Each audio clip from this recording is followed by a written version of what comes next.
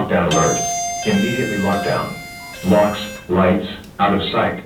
It's a sound you never want to hear, but Lee schools are ready for anything. Anytime we at the schools have a chance to improve the safety and security for our students and staff, I think it's a great thing. Alyssa's law requires school districts throughout Florida to install panic alarms in their buildings. This came in response to the 2018 Parkland school shooting. Starting this year, every Lee County school is outfitted with the Centegix Crisis Alert System. Every second counts. I mean, when somebody's in need, the response time is so important. And to get to that person exactly where they're at in a life-threatening situation to eliminate that threat is so important. All school employees will get one of these cards. If there's an emergency, they'll press the button multiple times until it starts vibrating. That'll then send the school into lockdown.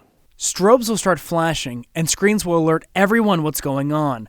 It will also contact the 911 dispatcher and show exactly where in the school the call is coming from. With everybody having that capability, and not just a few, it's going to isolate exactly where that problem is in the school, so we can respond within seconds, really.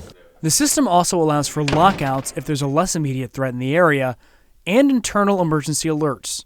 It just allows us, like it might be like a medical situation in a classroom that we need to respond to immediately.